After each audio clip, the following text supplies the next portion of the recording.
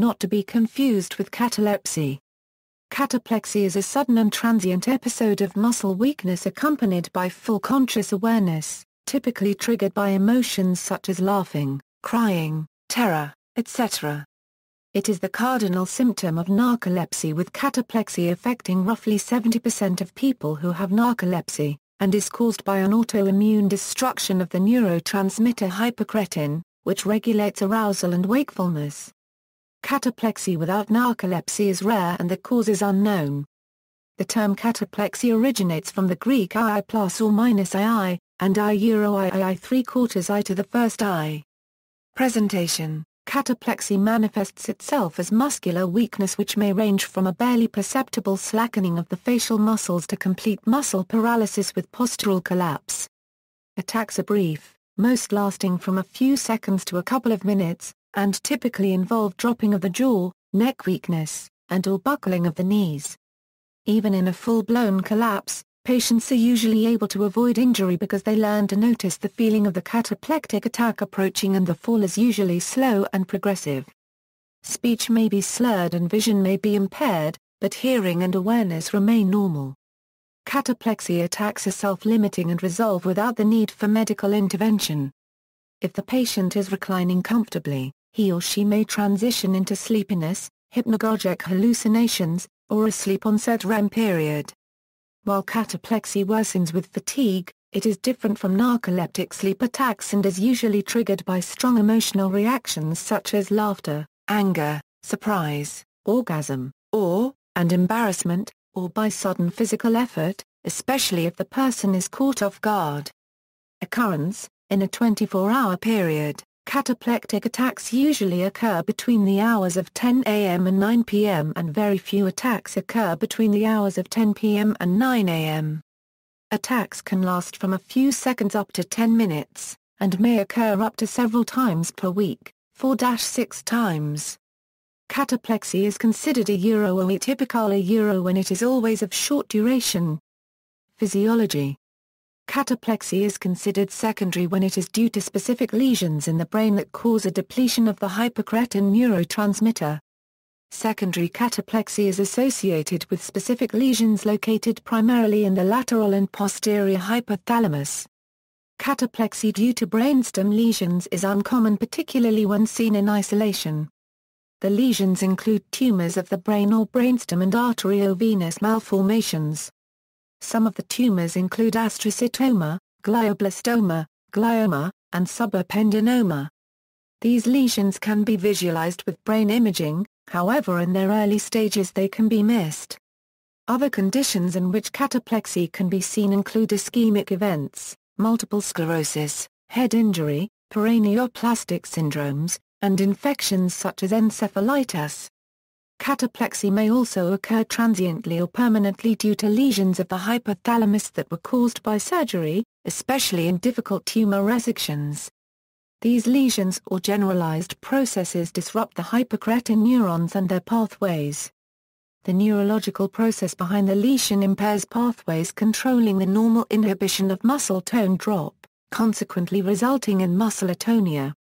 Theories for episodes: a phenomenon of REM sleep, muscular paralysis, occurs at an inappropriate time. This loss of tonus is caused by massive inhibition of motor neurons in the spinal cord. When this happens during waking, the victim of a cataplectic attack loses control of his or her muscles. As in REM sleep, the person continues to breathe and is able to control eye movements. Studies: a study of 40 cataplectic patients reported that sagging of the jaw, inclined head, drooping of the shoulders, and transient buckling of the knees were the most common presentations. Slurred speech may be present. However, diaphragmatic paralysis resulting in central apneas has not been reported. There is an isolated form that involves facial muscles exclusively.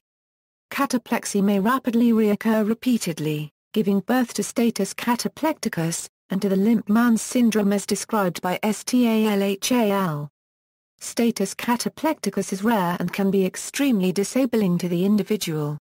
Cataplexy also occurs more frequently in times of emotional stress and when patients are deprived of napping while sleepy. A survey of 100 cataplectic patients from the Stanford Sleep Disorders Clinic reported that 93% of the attacks lasted less than 2 minutes, 6% reported events lasting up to 5 minutes, and 0.94% reported events lasting longer than 5 minutes. There is a bimodal pattern of the age of onset of symptoms, either at 15 or 35 years. It has also been reported past the age of 40. Guillermo al. investigated 51 prepubertal children with narcolepsy. In 10 subjects, cataplexy was the symptom first recognized. Cataplectic symptoms in general tend to decrease with age.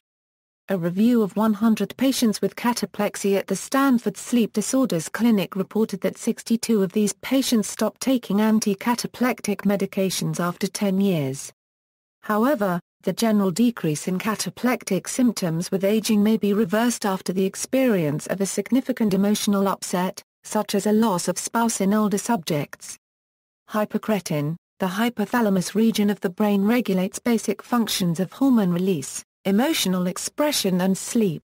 A study in 2006 in Neurological Journal of Experimental Medicine concluded that the neurochemical hypocretin, which is regulated by the hypothalamus, was significantly reduced in study participants with symptoms of cataplexy.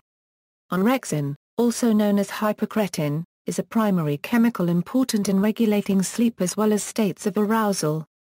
Hypocretin deficiency is further associated with decreased levels of histamine and epinephrine, which are chemicals important in promoting wakefulness, arousal and alertness. Treatment: cataplexy is treated pharmacologically. There are no behavioral treatments for cataplexy. The cholinergic and noradrenergic neurotransmitter systems are targeted in the treatment of cataplexy. Despite its relation to narcolepsy, in most cases, cataplexy must be treated differently and separate medication must be taken. For many years, cataplexy has been treated with tricyclic antidepressants such as imipramine, clomipramine or protriptyline. The main feature of tricyclics is their ability to inhibit the reuptake of norepinephrine and serotonin at the nerve endings. However, these can have unpleasant side effects and so have been generally replaced by newer drugs such as venlafaxine. For cataplexy associated with narcolepsy, Xyrem is often recommended. Monoaminoxidase inhibitors may be used to manage both cataplexy and the REM sleep onset symptoms of sleep paralysis and hypnagogic hallucinations. Wise noted that people with narcolepsy will often try to avoid thoughts and situations that they know are likely to evoke strong emotions because they know that these emotions are likely to trigger cataplectic attacks. A newer class of antidepressants with selective serotonergic reuptake blocking properties known as the selective serotonin reuptake inhibitors fluoxetine, paroxetine, sertraline, citalopram has become popular for the treatment of cataplexy.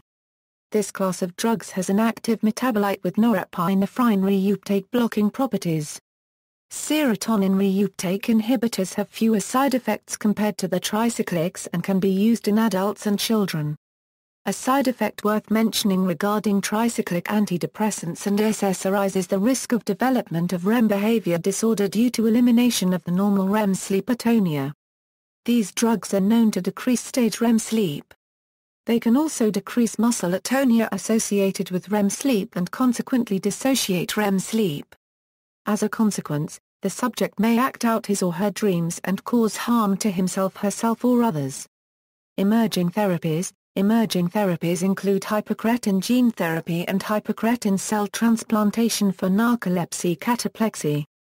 The newest agent for the treatment of cataplexy is sodium oxybate, known commercially as Xyrem.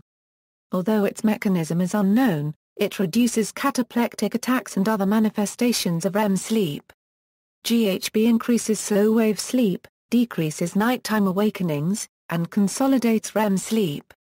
Sodium oxybate is the only medication that will improve both cataplexy and daytime sleepiness. Cataplectic symptoms are improved much faster. Because it can cause daytime sleepiness, during this time, sodium oxybate should be taken concomitantly with a stimulant. See also, neurodegenerative disease, Niemann-Pick disease, references.